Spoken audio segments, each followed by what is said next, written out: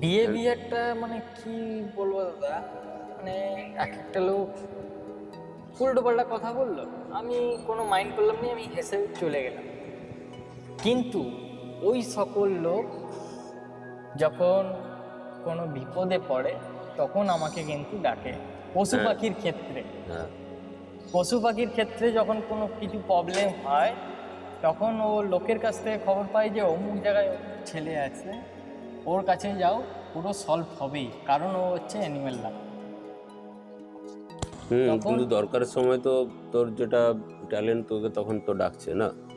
এবার কিন্তু এবার কিন্তু তোকে তো স্বাভাবিক আমাদের বা তোকে বল আমাকে বল, আমাদের তো স্বাভাবিক পরিবেশের মধ্যে আমাদেরও তো ঢোকার জায়গা আছে, থাকা হ্যাঁ উচিত, হ্যাঁ সেই হ্যাঁ হ্যাঁ পরিস্থিতিটা রাখা উচিত। হ্যাঁ। কিন্তু আমরা সব জায়গায় কিন্তু সহজে ঢুকতে পারি, এটা আমিও দেখেছি। যেমন আমাদের এখানে হাঁটা চলা করা আমাদের মতন মানুষদের, কিন্তু তাও নিজে পায়ে হেঁটে যেতে পারছিস। হুম। অনেকে তো সেই জায়গাটাও নেই না, তাদের হুইল চেয়ারে করে যেতে হয়, বা কেউ ক্র্যাচে যেতে হয়, বা কেউ মাটিতে ঘষতে ঘষতে যেতে হয়। তাদের বাইরের দেশ বা বাইরের বাইরের সাউথের পৃথিবীটা, স্টেটে বাইরের অনেক পৃথিবীটা, বেশি এই জিনিসগুলোর সুবিধা আছে। বাইরের পৃথিবীটা ওরা এখনো পর্যন্ত দেখে। কিন্তু এটা আমাদের এইখানে যারা আছে, একদম যারা হাঁটাহাঁটি করতে পারে না, চলতে পারে না, তারা বাইরের পৃথিবী কোনোদিন দেখতে পারে না। তাহলে মানে বাইরের পৃথিবী তো ফিল ছেড়ে দিয়ে নিজের ফিলটা, বাড়ির বাইরেটাও সেভাবে দেখতে পারে। ঘরের যে একটা উঠোন আছে, হুম। উঠোনের যে পরিচর্যাটা কিভাবে হচ্ছে, সেটাই এখনো পর্যন্ত ওরা দেখে না। এগুলো নিয়ে আমার মনে অনেক হয় রকমের, মানুষজনের আরো না, সিনসিয়ার হওয়া এবার উচিত। সেন্সিয়ার হওয়া দরকার। এবার যার বাড়িতে এই সকল জিনিস হয় তারাই বুঝে এই তাই সকল জিনিসের মর্মটা কি, আর যাদের বাড়িতে হয় এই না। এই ধর পাবলিক ট্রান্সপোর্টের কথাটাই বলছি, যে সাধারণ যে হ্যাঁ, এই গাড়ি, বাস, ট্রেন, আমরা চাইলেই কি একটা ট্রেনে করে একটা জায়গায় যেতে পারছি? পারছি না। পাচ্ছি। আমাদের 4 চাকা ভাড়া করতে হ্যাঁ হচ্ছে। 4 চাকা ভাড়া করা মানে এটা স্বাভাবিক, সাধারণ বাড়িতে 4-5 হাজার টাকা খরচা। হ্যাঁ। ওটাই যদি আমি বাসে বা ট্রেনে করে যাই, আমার ওটা 100 আমার টাকা কুড়ি 150 টাকার মধ্যে একশো আমার টাকার কাজ। ভিতরে আসা যাবে। কতটা ডিফারেন্স হয়ে যাচ্ছে বল। একটা সাধারণ মানুষ যে সুস্থ হেঁটে চলা মানুষ, সে 150 টাকাতে একটা কাজ করে আসতে পারছে না। সেম কাজ করতে গেলে আমাদের 5,000 টাকা খরচা করতে হচ্ছে। উল্টে আমাদের এক্সট্রা কাজ শেখার স্কোপ নেই। আমরা যে কোনো নিজেদের কাজ শিখবো বা কোথাও চাকরি করতে যাব বা কোথাও পড়াশোনা করতে যাব সহজে, সেই জায়গাটাও নেই। তার মানে কি, এক তো আমরা নিজেদের স্কিল বাড়াতে পারছি না, উল্টে আমাদের কোথাও যদি যেতে হচ্ছে 5 গুণ 6 গুণ 7 গুণ টাকা বেশি খরচা করে কোথাও যেতে হচ্ছে। তারপর হ্যারাসমেন্ট তো আছেই। হ্যাঁ। অর্ধেক জায়গায় লিফট নেই, অর্ধেক জায়গায় না, স্লোপ নেই। একটা হেল্পিং হ্যান্ড একটা লোককে সবসময় একটা তোকে রাখতে হেল্পিং হবে। হ্যান্ডের মতন যে একটা, এবার সেই লোকটাকেও তো তুই কোথায় পাবি সবসময়? সেই জিনিসটা নেই। এগুলো কত বড় একটা তারপরে, আর এগুলো নিয়ে আমাদের এখানে কোনো ভাবনা চিন্তাই নেই, প্রথম কথা। তারপরে দাদা আরেকটা জিনিস দেখেছি, আজ পর্যন্ত আমি হেল্প পাইনি। না, হেল্প মানে পাবি না। কারো কাছ থেকে আমি হেল্প পাইনি। কেমন, একটা উদাহরণ দিচ্ছি। ধরো কেউ রাস্তা দিয়ে যাচ্ছে, আমি যাব ওই জায়গাতে, ও যাচ্ছে ওই জায়গাতে, আমিও জানি না ওই জায়গায় যাবে, হুম। আর ও জানে না আমি যাব। ও দেখতে পাচ্ছে আমার পায়ের অসুবিধা আছে, আমি হেঁটে হেঁটে যাচ্ছি আস্তে আস্তে, ও পিছন দিক থেকে এসে তো বলতে পারে যে ভাই বস, আমি অমুক জায়গায় যাচ্ছি, তুই কি যাবি ওইদিকে? যদি আমার আছে ওই দিকে যাওয়ার, তাহলে আমি ওকে হ্যাঁ বলবো। এমনও এরকম জিনিস হয়েছে যে কাছে এসে দেখে না দেখার মতন ভান করে বেরিয়ে চলে গেছে এক একটা লোক। আমি সেদিন থেকে ভেবেই নিয়েছিলাম যে আমি কাউকে হেল্প চাইবো, হেল্প সেই চাইবো না। এগুলো এবার আমি এগুলো কি কিন্তু করব, যে একাই হেঁটে, শরীরও ঠিক থাকবে, সব কিছু ঠিক থাকবে, আমি একাই হাঁটি।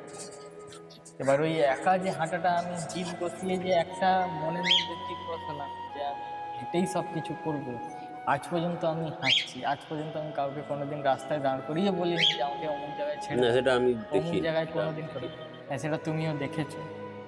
যতই আমার দেরি হোক, আমি হেঁটেই যাই, হেঁটেই আসি।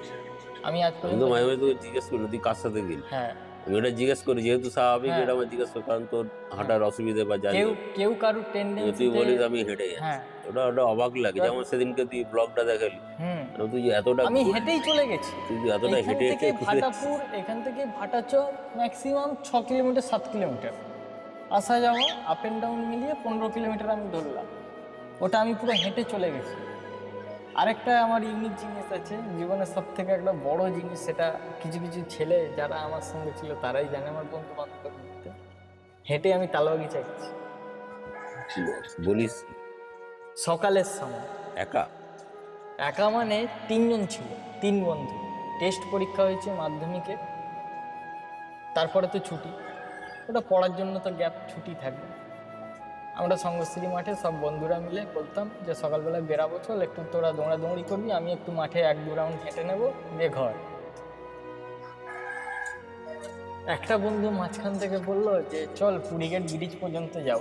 আচ্ছা, বলছে তুই কত হাঁটবি, আমি আজকে দেখবো তুই কত হাঁটিস। আমি বলছি দেখ ভাই, তুই ভুল লোকের পাল্লায় পড়ে গেছিস, আমি হেঁটে হেঁটে আমার এটা অভ্যাস। পাশের আরেকটা বন্ধু বলছে যে শুভর সঙ্গে তুই চ্যালেঞ্জ করছিস, তুই হারবি, হারলে কি খাওয়াবি? ও বলছে ইডলি খাওয়াও। আমি বলছি আমি ইডলি ফিটলি কিছু খাবো না, তুই হাঁটবি বলছিস আমার সঙ্গে, চল তোকে আমি হাঁপা করাও হাঁটি। এইখান থেকে গেছি সোজা একদম 5 ফিট মাঠ থেকে টেনেছি একদম ব্রিজ, পুরীগেটের ব্রিজে। ওইটা ফার্স্ট দিন। সেকেন্ড দিনে বলছে তালবাগিচা যাবো। আমি বলছি চল। বলছে তুই আসতে পারবি না, রোদ উঠে যাবে। আমি বলছি রোদ উঠলেও আমি হেঁটেই কিন্তু আসবো। তালবাগিচা গেছি, জগন্নাথ মন্দির, ডিবিসি জগন্নাথ মন্দির দেখে তালবাগিচা মার্কেট পর্যন্ত গিয়ে চা দোকানে দাঁড়িয়ে ওইখান থেকে ঘুরে ব্রিজের উপরে উঠছি, পেছন ঘুরে তাকিয়ে দেখছি ও পেছনে এমনি করে ঠেস দিয়ে দাঁড়িয়ে আছে। আমি বলছি কী হলো রে? বলছে আমি আর পাচ্ছি না, আমি বাস ধরবো নাহলে অটো ধরবো, তুইও আমার সঙ্গে চল। সবার লাস্টে আমি তো বলছি না আমি হেঁটেই যাবো, তোকে যখন কথা দিচ্ছি বলছে না তোকে হাঁটতে হবে না, তুই গাড়িতে যা। অটোতে করে এসে পুরনো বাজারে ঢুকেছি। তালবাগিচা যাওয়া আসা মানে তোর কত কিলোমিটার হবে? তালবাগিচা এখান থেকে maximum 10 kilometre. 10 kilometre? 10 10 kilometre, 20 10 kilometre. 10 kilometre হবে, দাদা স্কুলও এখান থেকে 10 কিলোমিটার। হ্যাঁ 10-20 কিলোমিটার এটা হেঁটেছি। কিছু কিছু সাঁজওয়ালের লোক দেখেছে, এখনো পর্যন্ত আমাকে বলে এ তো হাঁটা মাস্টার, হেঁটে তালবাগিচা যে ছেলে যেতে পারে ওর কাছে কিছুই নেই। দেখ, হাঁটা অনেকেই হাঁটে, যারা অনেকে নাকি সাইকেল চালায় না তাদের হাঁটাটা অভ্যাস, হুম। কিন্তু তোর পায়ের কন্ডিশন অনুযায়ী হাঁটাটা ওটা একটা এক্সট্রা ব্যাপার না, ওটাই মানুষের আর অভাব। দাদা ওটা এমন অভ্যাস হয়ে গেছে না যে ওটা আমার পায়ের তলায় যে তোর জিনিসটা পায়ের ওই আছে, ব্যাপারটা নিয়ে কিছু বল, ওটা কত মানে ছোটবেলা থেকে একদম জন্ম থেকে সরষা দানার মতন ছিল। বয়স অনুপাতে জিনিসটা বাড়ছে। বাড়ছে? ওর ফিউচার কি? ফিউচার হচ্ছে আমার যতটা গ্রোথ আছে, আমি যতটা বয়স অনুপাতে বাড়বো জিনিসটা ততটাই বাড়বে। আমার শরীরে আমি যে খাবারটা খাচ্ছি, যেটা পুষ্টি পাচ্ছি, আমার শরীরে অর্ধেক পুষ্টি ও নিয়ে নিচ্ছে। ওই জন্য আমার খাবারের অংশ থেকে ওটাও যে পুষ্টিটা পাচ্ছে সেটাও বেড়ে যাচ্ছে, ওইটাতেই ও বাড়ছে। ওটার কোনো ডেঞ্জার? ডেঞ্জার বলতে এই জং ধরা পিঁড়ে, কাঁচ, নোংরা জল বর্ষাকালে এইসব থেকে সাবধান, যাতে কিন্তু তুই তো জুতোও পরতে পারিস। সেপটিক না হয়ে যায়। আগে এক সময় আমি চামড়া দেওয়া বুট অর্ডার করে আমি বুট পরতাম, দু রকমের বুট হতো, চামড়ার লেদারের, পুরো একদম গার্ড থাকতো হাঁটু পর্যন্ত, ওগুলো পরতাম। ওগুলো পরে স্কুল ওটা যেতাম, তো পা সেফ থাকতো, ওটা ওগুলো এখন পুরো তো সেফ পরিস না। থাকতো। এখন হচ্ছে এই টুকটাক কাজ, এমন একটা বিজনেস লাইনে ঢুকলাম, পশু পাখি লাইনে ঢুকলাম, তারপরে এই যে এখন ডিমের বিজনেসে ঢুকলাম, সবসময় ওই বুট পরে থাকা, চামড়ার বুট মানে ভেপসে যাবে পা, ওটা একটা ঠিক আছে, সমস্যা। ওইটা একটা সমস্যা। ওই জন্য বুট পরাটা ছেড়ে দিলাম, নর্মাল জুতো পরে। কিন্তু সাবধানে তো। হ্যাঁ সাবধানে আমাকে থাকতে হয়। আমি মানে বছরে আমাকে টিটিনাস নিয়ে রাখতে হয়, সেপটিক, হুম, ওই প্রোটেকশনটা তো। ওইটা নিয়ে রাখি আমি, সেপটিক, যাতে। আর ডেটল দিয়ে আমি ওয়াশ করি তো রাত্রেবেলায় ঘুমিয়ে, রোজ? রোজ গরম জলে, হালকা উষ্ণ গরম জলে পা ডুবিয়ে তারপরে ডেটল দিয়ে ওয়াশ করে তারপরে ঘুমিয়ে। সারাদিনের যে একটা পায়ের তলায় নোংরা। তো আচ্ছা, তোর ডিম ব্যবসার ব্যাপারে কিছু বল, ওটা কিভাবে শুরু হলো? ডিম ব্যবসা বলতে আমার পিসি বলে, আচ্ছা, আমার পিসি বলল, পিসি কিভাবে আইডিয়া? পিসি বলল দেখ 12 পর্যন্ত পড়েছিস, আর আমার অ্যাকচুয়ালি কলেজ আমার পছন্দ না, আমি কলেজ লাইফ আমি পছন্দ করি। আচ্ছা, স্কুল পর্যন্তই সব ঠিক আছে, এখনো পর্যন্ত আমি আমার বন্ধুদের যে বোন টোনগুলো আছে তাদেরকেও বলি যে তোরা কলেজ করিস না, কলেজের যে 3 বছর সময়টা দিবি এটা কিন্তু হ্যাঁ, ওইটা তুই যে কোনো হাতের কাজ শিখ, ব্যবসা কর, 3 বছরে যে কলেজে যে টাকাটা ঢুকাবি ওই টাকাটা 3 বছর অন্য কোনো জিনিসে লাগা, তোর ডবল। এটা খুব ভালো, আজকালকার দিনের এটা খুব ইম্পর্টেন্ট কথা। আমি কিন্তু কলেজ পছন্দ করি না। পিসি তখন বললো যখন কলেজ করবি না তাহলে কি করবি বল। আমি বলছি এমন জিনিস করব যেটা সব সময় অ্যাভেলেবেল আর সারা জীবন মানুষের এটা দরকার। তখন বললো পিসি যে তাহলে এক কাজ কর, পয়সা নেই সে সময় হাতে, বললো টাকা। পিসি ডিমের টাকা দিল কত টাকা? 1200 টাকা। তখন এক পেটি ডিমের দাম 1200 টাকা, 4 বছর আগের কথা। বেশি তার জমানো টাকা দেবে। ওই টাকাটা নিয়ে রবি কাকুকে টোটোতে করে নিয়ে আমি গেলাম ফার্মে গিয়ে করে এক পেটি না, ডিমের ব্যবসায়ী বা কেন, ওটার ওই আইডিয়াটা কোথা থেকে? আমার কিছু তো মাথায়- ঘর থেকে বেরোয় না। হ্যাঁ, পিসি বললে একটা শুকনা এমন ব্যবসা কর যেটাতে হচ্ছে ঘরে বসে করবি, আচ্ছা। প্লাস অনলাইন সিস্টেম হয়ে গেলে অনলাইনে তুই বুকিংও পাবি। আচ্ছা। ঘরে ঘরে গিয়ে যদি দিয়ে আসতে পারিস, কাছাকাছি 1 কিলোমিটারের ভেতরে, 2 কিলোমিটারের আর ডিম সব থেকে ইম্পর্টেন্ট, লোকের যে কোনো ঘরেই লাগে। হ্যাঁ। একটা গরিব বাড়ি এবার- থেকে বড় লোক বাড়ি থেকে সবারই লাগে। সবার সে সবারই লাগে। এবার আমি তখন বললাম যে ডিম ব্যবসা করব। পিসি বললো ডিম ব্যবসাটা কীরকম একটা জিনিস, করবি যদি ফেটে যায় লস। আমি বলছি লাভ লস ব্যবসাতে থাকে কম বেশি, একবার তো করে দেখি, যদি সাকসেস হয়ে যায় ভালো, না হলে আমি কোনো ব্যবসা করব না, আলাদা কোনো প্রোগ্রাম বসাবো।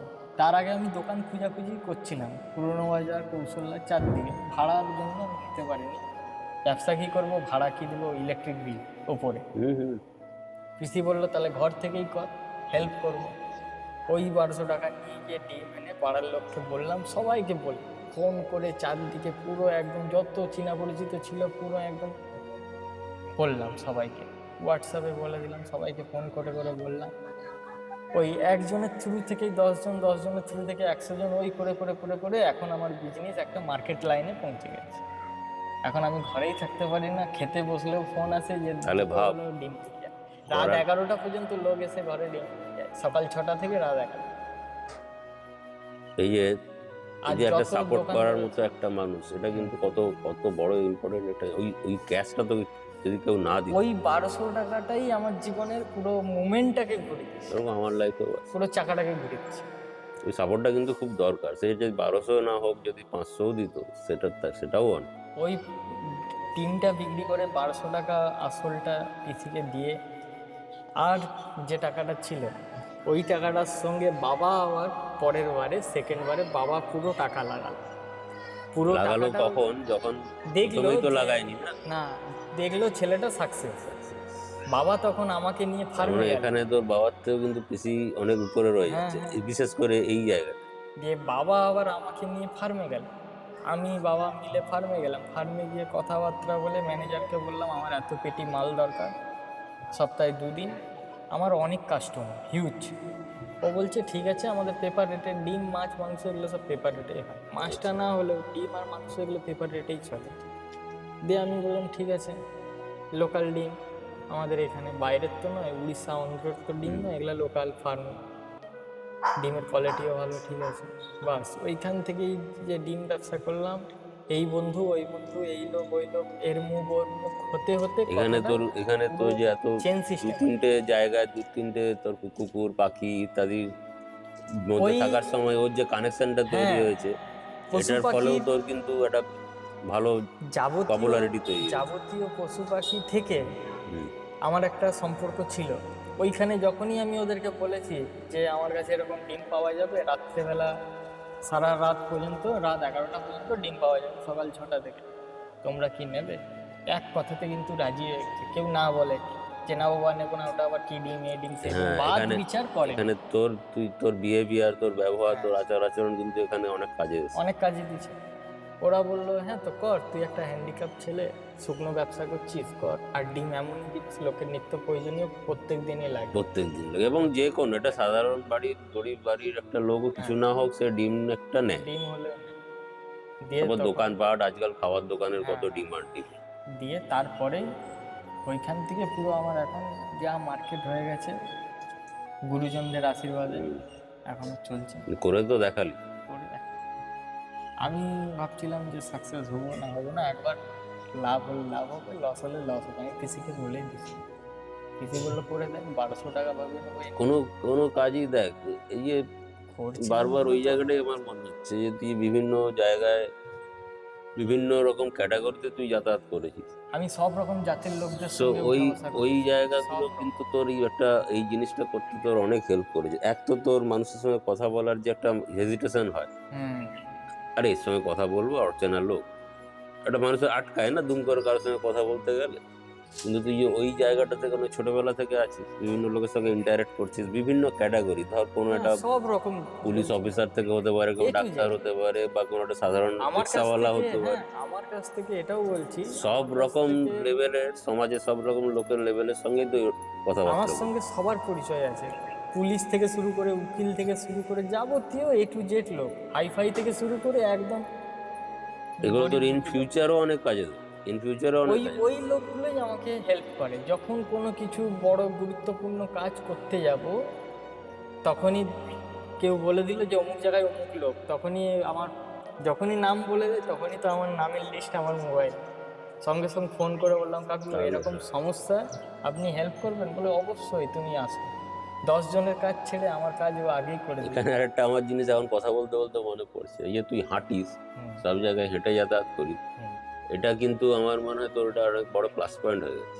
Plus point. প্লাস পয়েন্ট কেন? এই কারণেই, আমার কারণটা আমি তোকে বলছি। প্লাস পয়েন্ট এই কারণেই, ধর এখান থেকে তুই শিব মন্দির যাবি, হুম, তোর যদি একটা বাইক থাকতো, হ্যাঁ, বা তুই একটা টোটোতে করে যেতিস, বা খুব কম হলে সাইকেলে করেও যদি যেতিস, হ্যাঁ। তুই যখন একটা জিনিস চালাস, কোনো একটা জিনিস চালাস, তোর দেখবি মাইন্ড, দেখবি একটা অন্য একটা আলাদা ডিভাইড হয়ে যায়।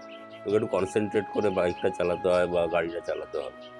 আর টোটো বা বাইকে করে গেলে তো অনেকটা ফাস্ট, তুই একটা জায়গা থেকে একটা জায়গায় পৌঁছে যাচ্ছিস। কুইক সাডেন পৌঁছে। এবার তার ফলে কি হচ্ছে, এই যে হেঁটে যাওয়ার পথে যে তোর বিভিন্ন লোকের সঙ্গে দেখা হওয়ার যে সম্ভাবনা, ওটা দেখে দেখে যাওয়ার যে সম্ভাবনাটা, কারোর সঙ্গে দেখা হয়ে যাওয়ার যে সম্ভাবনাটা খুব কারোর সঙ্গে বেশি হয়। দেখা হলো, দাঁড়িয়ে গিয়ে 2 মিনিট কথা বলে নিলাম। হ্যাঁ, ওটা তুই যদি গাড়ি হতো, তুই দাঁড়াতিস না, বা তোকে কেউ দাঁড়াতেও বলতো না। হেঁটে তুই যাচ্ছি সেট বলে, করে বেরিয়ে, বা তুই লক্ষ্যই হয়তো করতিস না। হেঁটে হেঁটে যাই বলে অনেক মানুষ কি বললো, কি এবার রে তুই কোথায় যাচ্ছিস? দীর্ঘদিন ধরে হাঁটছিস, ভাব ওই দীর্ঘদিন ধরে কত হাঁটছিস, কত কিলোমিটার, তোর হ্যাঁ, কত হাজার কিলোমিটার হাঁটা হয়েছে। অগুন্তি। এবার সেই, আমার মনে হয় তোর ওই হাঁটার ওই স্লো স্পিডটার জন্য তোর অনেক বেশি কানেকশন তৈরি হতে প্রচুর সুবিধা প্রচুর। হয়েছে। হেঁটে যাচ্ছি, কোথায় যাবি? আর একটু এগিয়ে যাচ্ছি, সে বলছে কি রে বাবা কোথায় যাবি? যেমন ওই সময় ওইখান থেকে যদি গাড়ি নিয়ে পেরিয়ে যেতিস, ধর তোর একটা ডিমের ওরা দেখ, অর্ডার কেউ ওই দিল, শুধু হেসে দিল, হ্যাঁ, হেসে দিত। সে হয়তো যায়, কোথায়? সুযোগই পেল না হ্যাঁ, না, বলার। সে কিছু বলার চেষ্টা করছিল এবার কিন্তু যখনই একটা মানুষের সঙ্গে একটা মানুষের কথা হওয়ার সুযোগ তৈরি হয়, তখন দেখবি আরো 5টা কথা তৈরি হয়। হ্যাঁ, ওখান থেকে তোর একটা বেটার আইডিয়া তৈরি হতে পারে, বা কোনোটা তোকে বেটার এই লোকের অ্যাড্রেস ডিমের দিতে পারে। ডিমের জিনিসটা তো তাই। তোর হয়তো মাথায় একটা কিছু ইন্টারেস্টিং কিছু হলো, সেটা তুই ওকে আরে তোর সঙ্গে তো এই কথাটা আমার জিজ্ঞেস করার কথা ছিল, আমি তোর সঙ্গে দেখাই হয় না, ভুলে যাই বারবার বলতে। তখন ওই স্লো যাওয়ার ফলে কি হয়েছে, তুই ওর সঙ্গে দেখা করতে পারবি। ডিমেরও জিনিসটা এই ক্ষেত্রেই হয়েছে। ব্যাগে করে নিয়ে আমার এটা যাচ্ছি। এখনই কথা বলতে বলতে মনে পড়লো, এটা এই একটা যে বিশাল ব্যাগ, বড় প্লাস পয়েন্ট। এই যে ব্যাগটাই হচ্ছে আমার জীবনটাকে আরো ঘুরিয়ে দিয়েছে। লাইলন ব্যাগ আচ্ছা, হ্যাঁ, ওটা তো একটা ট্রেডমার্ক হয়ে গেছে। ট্রেডমার্ক হয়ে গেছে। এবার ব্যাগে করে যখনই আমি নিয়ে যাচ্ছি, এবার 10টা লোক আমাকে দেখছে। এবার প্রত্যেক দিন যদি আমি একটা রাস্তা দিয়ে ব্যাগে করে কিছু নিয়ে যাই, 10টা লোক এবং ওই আমাকে গতিতে, ওই ওই তুই গতিতে, যদি বাইকে যেতিস না, তাহলে কিন্তু ওটা চোখে পড়তো। ওই গতিতে একই টাইম, একই সময়, সব কিছু, 10টা লোক আমাকে দাঁড় করিয়ে জিজ্ঞাসা করছে কী রে ব্যাগে কী আছে? আছি কাকু ডিম আছে। ডিম আছে মানে বুঝলাম। কাকু এরকম ব্যবসা করি, ঘর থেকে যে ফোন করে বলে সে তাকে বাড়িতে গিয়ে দিয়ে আসি। আরে এটা তো অনেক ভালো, আমাকেও দিয়ে আসি তাহলে, কত টাকা করে? কারণ ডিম তো সবাই খায়, ডিম কিন্তু মার্কেট সবাই থেকে খায়। কম। এইভাবেই লিঙ্কটা হয়ে হয়ে ওটা হয়ে তোর হয়ে স্লো মোশনটা অনেক বেশি তোর কাজে করে, তোর হাঁটাটা অনেক বেশি কাজে ব্যাগটারও করে। ভূমিকা অনেক। এক তো তুই বাইক ফাইক নিয়ে যদি যেতিস না, এরকম সরু রাস্তায় প্রথম কথা তুই দাঁড়াতে পারতিস না। না না না, তোকে বেরিয়ে দাঁড়াতে দিত না, তোকে বেরোতেই হতো। বেরোতেই হবে, কেন জাম লেগে আর যাবে পিছনে। দাঁড়িয়ে গেলে তুই রাস্তার এক কোণের সাইডে তুই দাঁড়িয়ে গেলি, কেউ কিছু বলতেও আসবে না। হেঁটে গেলে লোক জিজ্ঞাসা করার সময়টা পাবে, প্লাস গাড়ি থাকা মানে তোর একটা এক্সট্রা খরচা। তেলে চলে যাবে। হ্যাঁ। এই যে জিনিসটা আমার খুব আরেকটা তোর যে কথাটা আমার সব থেকে ভালো লাগে, যেটা আজকালকার দিনে বড় বড় বিজনেসম্যানরাও এইরকম আইডিয়া এখন দিতে পারে না বা দেওয়ার সাহস করে না, যেটা হলো আমি বিজনেসটা দাদা বেশি ওই পছন্দ করি। কলেজ লাইফটা তুই যে পছন্দ করলি না, ওই যে কেন কলেজে পছন্দ করিস কেন না কর- সেটা যে বললি, হ্যাঁ, ওই কারণটা কিন্তু খুব ইম্পর্টেন্ট।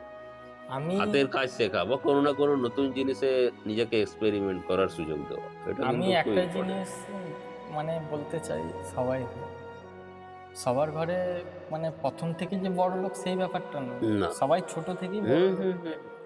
কেউ ছোট থেকে ওই পর্যন্ত গিয়ে দাঁড়িয়ে রয়ে গেছে তার আর্থিক অবস্থার জন্য, কেউ এবার তোর আর তোদের অবস্থাগত- আর্থিক অবস্থা কম, তোর পিছু তোকে 1200 টাকা দিল, ওই যাদের বেশি প্রচুর লাখ লাখ টাকা তাদেরকে সেই অ্যামাউন্ট টাকা দেওয়া হয়। যাদের হিউজ আলটিমেটলি তো আছে কেউ তারা হেল্প আগে করে। বেরিয়ে যাচ্ছে, যাদের হিউজ পরিমাণ অ্যামাউন্ট নেই তারা পেছনেই আছে। এবার তুই তোর জেনারেশনকে তুই বেশি টাকা দেওয়ার জায়গায় থাকবি, তোর এই আমি 1200 টাকা। কেন বললাম কলেজের কথা, কারণ কলেজের সময়টা খুব খারাপ। এক কলেজ হচ্ছে নোংরা জায়গা। কলেজে পড়াশোনা কিরকম হয়? আমাদের এখানে পড়াশোনার সেই ব্যাপারটা এডুকেশনটা সেরকম নেই। কালচারটা নেই।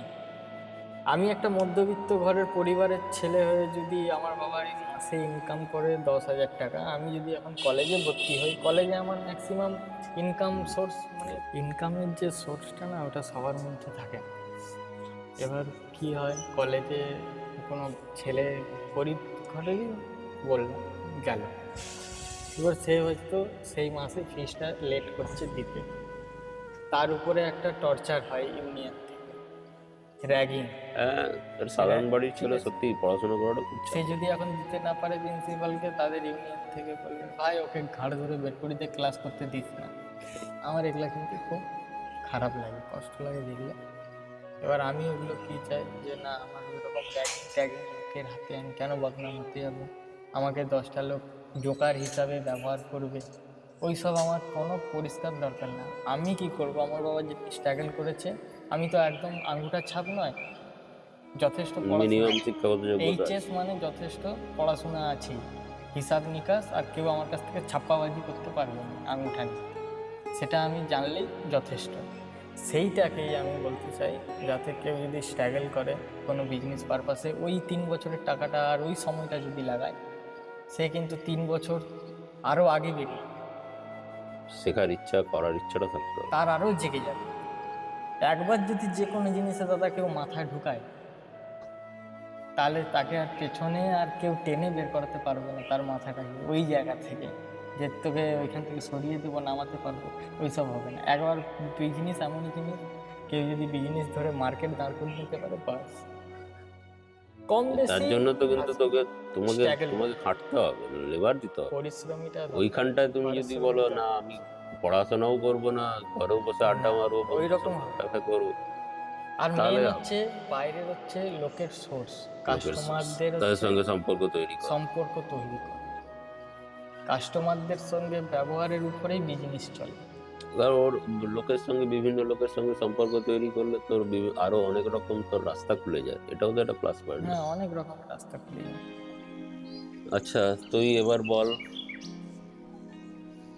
এতদিনের মধ্যে তো তুই মোটামুটি একটু স্ট্যান্ড নিজের জায়গায় করেছিস, নিজের দমে করেছিস, এরপর তোর বিজনেসটা নিয়ে কি ভাবনা, বা তুই ইন ফিউচার তোর কি ড্রিম আছে? ইন বিজনেস ফিউচার ছাড়াও তোর আর কি কিছু করার ড্রিম আছে? করার ড্রিম মানে আমার একটা ড্রিম আছে যে ঘর হয়ে গেলে, হুম। যাদেরকে নিয়ে আমি ছোটবেলা থেকে ঘাটাঘাটি করে উঠেছি, যাদেরকে মানে কাদের? পশু পাখি। আচ্ছা, সেই পশু পাখিদের একটা সেট আপ আমি ছাদে বানাই, ছাদে। একটা মাস্টার কেজ করে ওর মধ্যে যেরকম আমি ছোটোবেলায় যে ঘরে আমি পাখি রাখতাম ছোটো ছোটো খাঁচাতে, সব রকমের রং বেরঙের পাখি, সেই রকমই সব প্রজাতির পাখি আমি আমার ছাদে করি। তার সঙ্গে কিছু মুরগিও থাকলো, খরগোশ থাকলো, গিনিপিগ থাকলো। আমার দাদারও ইচ্ছা আছে একটা ছোট কুকুর রাখা, স্পেনিয়াল কুকুর, সাদা লোম, ওই কুকুরগুলো রাখা। আর বাদ বাকি তো পাখি তো আমি করবোই, ছাদে একটা সেট আপ পাখি পায়ে। ওটা তো তোর। আর বিজনেসটা নিয়ে বড় ভাবনা কি আছে? আর বিজনেস নিয়ে বড় ভাবনা দেখছি, ঘর পর হয়ে যাওয়ার পরে একটা দোকানদানি রোডের উপরে ডাইরেক্ট কিনে নিয়ে করে বিজনেসটাকে আরও বড় করব। ফার্ম করার কোনো ইচ্ছে নেই? ফার্মিং করতে গেলে সেরকম না, আমি করতে গেলে তো একটা বিশাল ব্যাপার, বিশাল সব ব্যাপার। আমি বলছি কখনো মনে হয়েছে মনে তুই তো যে ফার্ম থেকে আনতে যাস, তোরও একটা ফার্ম থাকবে। ওইগুলো থেকেও অনেক কিছু আমার মনে উঠে প্রশ্ন, যে এই জিনিসটা করলে এই জিনিসটা হবে, ফার্মিংয়ের দিকে করলে হবে, কিন্তু দেখতে গেলে ওগুলোতে কোটি কোটি টাকার খেলা, হাজার হাজার কোটি কোটি টাকার খেলা। ওই খেলাটাকে আমাদের গরিব পরিবারের জন্য আমি যতটুকুই করি মোটামুটি সেটা যেন সাকসেস হয় আমি ভাবি। এবং নিজের হ্যাঁ। আয়ত্তে থাকে। আমি যদি 100 টাকারও যদি বিজনেস করি, 100 টাকাটা যেন সাকসেস হয় সারা দিন, সারা বছরের মধ্যে হোক, সারা দিনের মধ্যে হোক, সারা মাসের মধ্যে হোক, যেন সাকসেস হয়। আমি ওটাই তুই মোটামুটি তোর মাথায় প্ল্যানগুলো পরিষ্কার। তুই কতটা এগিয়েছিস তোর স্বপ্নের প্রতি? তুই যে অনেকটাই এগিয়েছিস। অনেকটাই এগিয়েছি। আর গিটার শেখাও হবে নিশ্চয়ই, আশা করি। গিটার আমি শেখ। আর যেটা আর আমরা মোটামুটি শেষের দিকে এসেছি। আচ্ছা, তোর বল, এখনকার যে রাজনৈতিক দল, যে শাসক দল আমাদের কেন্দ্রে বল বা আমাদের রাজ্যে বল, তাদের সম্বন্ধে তোর কি ধারণা? সামনে ভোট আসছে, সেটার সম্বন্ধে বলতে চাইলে তোর কি মতামত? ভালো চলছে না খারাপ চলছে, না বেটার হওয়া যেত, না খুব খারাপ চলছে? কথায় আছে যে গদিতে যাবে সে তো রাজা হয়। রাজা আমি কারো এগেনস্টে বলবো না, আমি একটা কথা বলতে চাই যে পার্টি পলিটিক্স জিনিসটা ভালো। পার্টি পলিটিক্স জিনিসটা ভালো না? কেন ভালো নয় তোর? কেন ভালো নয়? গরিব দুঃখীরা একজনকে রাজা করবে, তার পেছনে 10টা গরিব দুঃখী, মানে ওরা প্রজা, গরিব দুঃখী ঘরের লোক মানে প্রজা। এবার কোনো কিছু ঝুট ঝামেলা হচ্ছে, তখন গরিবরাই মার খাচ্ছে, সেও সেফলি। আবার এটা আরেকটা মজার ব্যাপার, রাজাকেও আমরা গরিবরাই আবার আমরা চুজ করছি। হ্যাঁ, আমরাই তাকে গদিতে বসাচ্ছি কারণ যাতে আমাদের হচ্ছে কাজ করে। হ্যাঁ, এটা হচ্ছে আমাদের তখন মাথাতে এমন জিনিস চলে আসে, রাজা এমন লোভ দেখিয়ে দেয় যে ভাবি যে ও পয়সার জন্য আমাদেরকে কিনে নিচ্ছে, আমরা ওর কাজ করবো, ও জিতে গেলে আমাদের কাজটা ও উল্টে করে দেবে। ভুল টেন্ডেন্সি। কোনোদিন কেউ, এটা তো বছরের পর বছর হয়েই আসছে। বছরের পর বছর হয়ে আসছে। এখানে যে কোনো দল আসুক না কেন, কেউ ঠিক নেই। আমি চাই পার্টি পলিটিক্সটা যেন কেউ না করে। কারা কিন্তু করে? কেউ যদি না করে তাহলে তোমাদের রাজ্য, আমাদের এখানে সিস্টেম চলবে কি করে? সিস্টেম চালানোর জন্য এমনভাবে চলুক যেটাতে হচ্ছে সবাই যেভাবে চলবে, কেউ মারও খেলো না, লাঠিও ভাঙবে না, সাপও ভাঙবে না। সেটা একটা আইডিয়া তো দে। সেই জিনিসটাকে একটা, তুই যদি বলিস আমি এটা মানবো না, এবার তোর কথা যদি সবাই শোনে, তাহলে তো আলটিমেটলি যারা তোর কথা, তার কথা সবাই, তোর কথা যখন সবাই শুনছে, তোকেই তো আবার রাজা হিসেবে বসে দিচ্ছে না।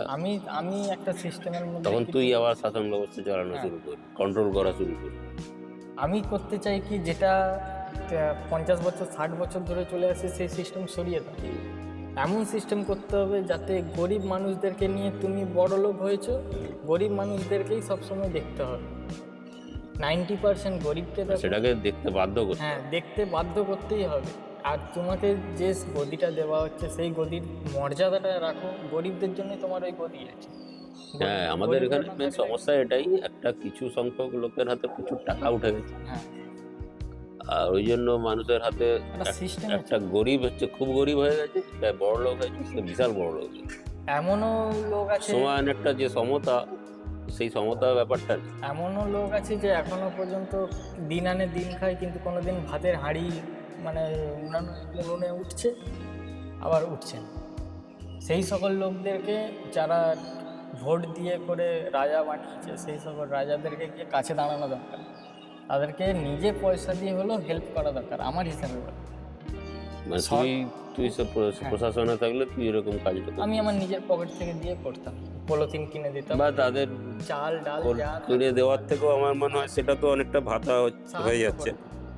কিন্তু আমার মনে হয় তুই তাদের আরো ইনকাম করার ব্যবস্থা করে দিতিস। তুই যেভাবে ইনকাম করছিস নিজের চেষ্টায়। আমার ভোটের থেকে, আমার চেয়ারের থেকে বড় জিনিস হচ্ছে আমার আশেপাশের লোকজন। চেয়ার আজকে আছে কালকে নেই, পার্টি আজকে আছে কালকে নেই, তাদের জন্য কিছু করতে গেলে তোকে কিন্তু তাদের কাজের ব্যবস্থা করে দিতে হবে। তাদেরকে ভাতা দেওয়ার কোনো মানে হয় না, মাসে 1000 টাকা করে দেওয়ার কোনো মানে। 1000 টাকা তো আজকালের দিন মজুরি 450 টাকা। তার মানে কি তাকে তুই যদি ফ্রিতে 1000 টাকা 1500 টাকা করে দিয়ে দিস, সে তো কাজ করার ইচ্ছাটা তার চলে যাবে।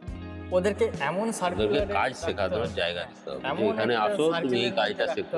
হ্যাঁ, তাদের জন্য তুমি ইনকাম এমন জিনিস তৈরি করতে হবে। যেমন ধর তোর ডিমের ব্যবসাটাকেই তুই ট্রেনিং হিসেবে কাউকে দিচ্ছিস, আমি এই ব্যবসাটা করছি, তোর ব্যবসা যখন একটু বড় হয়ে গেল, তুই আরো 2টো ছেলেকে সেই ব্যবসাটা শেখালি, কারণ তোর পক্ষে তো পুরো খড়গপুর, না, পুরো মেনটেনেন্স মেদিনীপুর কন্ট্রোল করা সম্ভব না। তোর আন্ডারে আরো 4-5 জন কাজ করছে, তারা বাকি জেলাগুলো বা বাকি জায়গাগুলো, শহরগুলো ক্যাপচার করছে। 2 নম্বর, তাহলে কি হলো, একটা বেকার ছেলে সে তার কাজও পেলো। এইরকম কাজের হ্যাঁ, জায়গা খুলে দিতে 2 হবে। নম্বর কি, যেই রাজা হোক না কেন, আমার কাছে বলার মতলব যে সে হচ্ছে নিজে তার নিজের সিস্টেমটাকে ঠিক রাখে। উপর মহল কি বললো সেটা ওর হ্যাঁ। সেইটা জানা উচিত। যেমন কেন্দ্রের সরকারের উপর দাদাগিরিটা একদমই উচিত না। না, আমি একটা রাজা রাজ্যকে হয়েছি, তার রাজ্যের মতো করে চালাতে দেওয়া। আমি এইটুকু একটা গোল সার্কেলের মধ্যে আছি, আমি গোল সার্কেলের মধ্যে 10 জনকে নিয়ে বেঁচে থাকবো, 10 জনকেই আমি সারা জীবন দেখবো। আমার কাছে 1 টাকা থাকলে সেই 1 টাকা 10 জনকে এবার তোর সার্কেলে 10 জন আছে, আরেকজনের সার্কেলে 10 জন আছে, ওই করে পুরো রাজ্যটাই ভালো থাকবে। রাজ্যটা ভালো থাকে, সেই সিস্টেমটা তো নেই। সেই system। এখানে কি হচ্ছে, এখানে একটা জায়গা থেকে সব কন্ট্রোল। হ্যাঁ, একটা জায়গা থেকে কন্ট্রোল করছে বলে যাদের মনে ওই সকল জিনিস আছে তারাও কিন্তু নিজেরা করতে পারছে না, হচ্ছে না, করতে দেওয়া হচ্ছে না, পাচ্ছেও। আর তারা করতে গেলে উল্টে তাদেরকে বলে দিচ্ছে এই মেরে দেবো, কেটে দেবো, ফেলে দেবো, এইসবই হচ্ছে পার্টি মোটামুটি তুই আমাদের এখনকার রাজ্য প্রশাসন আর আমাদের কেন্দ্রে যে আছে তাদের যে ধর্ম নিয়ে যে লাফালাফিটা, ওটা ভুল নিয়ে কথা। ধর্মের জায়গায় যখন থেকে পার্টি পলিটিক্স হয়নি তার আগে থেকে ঠাকুরের আর ধর্মের প্রচলন আছে। সে হাজার হাজার বছর আগে থেকে। তখন কোথায় পার্টি পলিটিক্স ছিল? পার্টি পলিটিক্স আছে 50 বছর 60 বছর পরে, এই হালে হালে হয়েছে। আর ঠাকুর দেবতা তো যুগ যুগ ধরে চলে আসছে। এখন যদি বলে এই জয় শ্রীরাম, এ বলে দিচ্ছে এটা ওটা, ও পাশ থেকে বলে দিচ্ছে জয় বাংলা, এটা পলিটিক্সে আনা উচিত না। ঠাকুরের জায়গায় থাকবে, মানুষের জায়গায় পার্টি পলিটিক্সের জায়গায়। কাউকে নিয়ে কোনো সময় উল্টো পাল্টা বলা এগুলো ঠিক না। ঠিক আছে, আমরা মোটামুটি ভালো কনভারসেশন হলো, আমরা এবার শেষ করব। আমার মনে হলো তো তোদের মতো ছেলেদের কথাবার্তাগুলো সবার জানা উচিত। না, আমার তাই কাছে একটা কথা যে আমি তোর সঙ্গে একটা কনভারসেশন। যখন এই চেয়ারটাই বসছি, এই চেয়ারটা আমাকে 10টা লোক দিয়েছে, 10টা লোক যেমন দিয়েছে আমি চাই এই চেয়ারটা যেন আমার সবসময় থাকে। তাহলে আমাকে 10টা লোককে ভালোভাবে রাখতে হবে। আমি যদি 10টা লোকের কাছ থেকে সব কিছু নিয়ে চেয়ারটাকে তৈরি করে বসে যাই, পরবর্তীকালে যদি 10টা লোক আমার কাছ থেকে কিছু না পায়, সে আর আমাকে এই চেয়ারটা দেবে? তারা তো নিজেরাই 10 জন এসে চেয়ারটা উঠে নিয়ে ঘর পালিয়ে যাবে। সেটাই এই জিনিসটা হয়ে গেছে পশ্চিমবাংলায়। খুবই কঠিন ব্যাপার। সরকার তো আর যাবে না, থেকেই যাবে। যতই সরকার চেঞ্জ হোক না কেন, পশ্চিমবাংলাতে কোনোদিনই কিছু হবে না। সে বিজেপি আসুক আর তৃণমূল আসুক, এটা আমি ভালো করেই জানি। কিছু করতে হলে নিজের পকেট থেকে নিজের লাগিয়ে চেষ্টাই করতে হবে। শুধু উপরে কেন্দ্রীয় পাঠাবে, রাজ্য সরকার বিলিত করবে, তার মধ্যে আবার ভাগাভাগি হয়ে যাবে। উপরে যদি 1000 দেয়, আস্তে আস্তে ওটা 200 টাকা, হ্যান্ড টু হ্যান্ড চেঞ্জ হতে হতে ওটা 200 টাকা। গরিব দুঃখীদের নামে সব কিছু অ্যালার্ট হয়ে যাচ্ছে, এর এতগুলো ঘর, ওর অতগুলো ঘর, এ এতগুলো পলিথিন পেয়েছে বর্ষাকালে। আদৌ দেখবে যাও, এখন পর্যন্ত পলিথিন পায়নি, উল্টে মাটির ঘর চাপা পড়ে মারা গেছে। শুভ আরেকটা ইম্পর্টেন্ট কাজ করতে চলেছে। আমার একটা ফটো বুক ও নেবে বলেছে। তো সবাই ভাবতে পারে যে আমরা সাধারণত ভাবি কি যে কোনো এই ধরনের ছবির বই টাকা দিয়ে কিনছে কোনো উচ্চশিক্ষিত মানুষ, কোনো পয়সাওয়ালা লোকই হয়তো এইসব জিনিস কালেক্ট করতে পারে। আমাদের সাধারণ বুদ্ধিতে যেটা আমরা ধারণা, যেটা এবার একটা ছেলে এসে, সাধারণ একটা ছেলে, সিম্পল লুকিং একটা ছেলে, সে একটা ডিম ব্যবসা করে, সেও একটা আর্ট রিলেটেড একটা বই টাকা দিয়ে কিনছে। এটা আমাদের সমাজের কাছে একটু অডই দেখাবে, তাই না?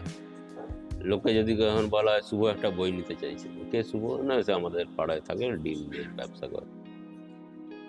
দেখবি একটা উচ্চশিক্ষিত আর্টিস্ট লোক যদি বই কিনতে চায়, সেটা কিন্তু আমরা অবাক হই নাকি? হ্যাঁ, নিতেই পারে, নেওয়াটা স্বাভাবিক। বরং সে কেন নিচ্ছে না সেটাতে, তাতে আমরা বরং দুটো কথা বলি, আরে এই লোকগুলোর কাছে এত পয়সা, এত আর্ট রিলেটেড, এত আর্ট ভালোবাসে, তো একটা পয়সা দিয়ে একটা বই কিনতে এদের এত অসুবিধা। সাধারণভাবে শুধু বই কেনার কথা বলছি না, যে কোনো আর্ট পিসের কথাই বলছি। সচরাচর নানান গুই গাই করে, তার দরদাম করে, নিতে চায় না পয়সা দিয়ে, কেউ যদি ফ্রিতে দিতে চায় তবে নিতে চাইবে। এই ধরনের দেখবি ওই ধরনের লোকেদের মধ্যে বেশি টেন্ডেন্সি থাকে। সেই জায়গায় তুই যেচে বই উল্টে পাল্টে দেখে পাতা সব ছবি দেখে তুই বললি যে আমি রন্টুদা আমি তোমার একটা বই কিনতে চাই, এটা তোর একদম পিওর ভালো লাগা থেকে তুই নিছিস, তুই তার মানে তোর বইগুলোর প্রতি বা ছবির প্রতি একটা ভালোবাসা আছে, তো জিনিসটা বুঝেছিস। ছবিটাকে ছবির মতন নিতে হবে। ছবি দিয়ে যে গল্প বলা যায়, তার সঙ্গে যে মানুষ কানেক্ট করতে পারে, ছবিটাকে এগুলো ছবির যেটা মতন সাধারণ যদি সিম্পল নেওয়া যায়, লোকও যে নিতে পারে, এই জিনিসগুলো আমাদের তাহলে সেই সমাজে বইয়ের গুরুত্ব অনেক। আমাদের সমাজে কিন্তু সেটা এটা নর্মাল না, বই তো অনেক রকমের হ্যাঁ। আছে, লোক আসলো এই দাদা এই বইটা তুই দাও, মানে ওই দাদা, একটা ডিমের ব্যবসায়ী সে বই ছবির বই কিনবে টাকা দিয়ে, এটা একটা সমাজের চোখে একটা অথেন্টিক হ্যাঁ, ইয়ে লাগে না। তো যাই হোক, এই জিনিসটা আমার সবাইকে বলার আমার দরকার। কারণ দাদার যে ছবিগুলো, ওই ছবির মধ্যে এমন এমন জিনিস মানে ভাষার সঙ্গে ফুটে ওঠে, কল্পনার বাইরে, আউটস্ট্যান্ডিং যেটাকে বলে একদম। যারা ছবি নিয়ে মানে পরিচর্যা করে কিংবা ছবি যারা মন দিয়ে দেখবে, আমি বলবো ওই ছবিগুলোর গুরুত্ব আছে। ঠিক আছে, নিয়ে দেখতে পারো ছবি, কেউ যদি ইন্টারেস্টেড এই থাকে যে ছবি, তোর বই অর্ডার দিতে পারো। রঙিন ছবির বই, থ্যাংক ইউ দাদা। তোর জন্যই এটা বানানো, এগুলো তো হাতে বানানো জানিসই। হুম। দাদার এটা খুব কষ্ট করে এইসব বই বানায় হাতে, আর এই ভিডিওটা পোস্ট দাদা করলো, সবাই দেখবে, আর যদি ভালো লাগে তো সাবস্ক্রাইব করে দিও। হ্যাঁ, আমার চ্যানেলটা the unofficial storyteller, the unofficial storyteller, subscribe করে দেবে, শেয়ার করে দিও, লাইক কমেন্ট তো করো অবশ্যই। এটাই আপনাদের কাছে আমার একটা কর্তব্য বললাম। আর আপনারাও যদি কেউ বই কালেকশন করতে যাও, আগে থেকে 2-3 মাস আগে থেকে অর্ডার দিতে পারো। ফেসবুকেও আছে পেজ, আর ইউটিউব তো আছেই, লিঙ্ক পেয়ে যাবে, সেখান থেকে তোমরা বই কালেকশন করতে পারো। বইগুলো খুবই অথেন্টিক বই, এক নিয়ে দেখতে পারো। ঠিক আছে, নমস্কার। চল।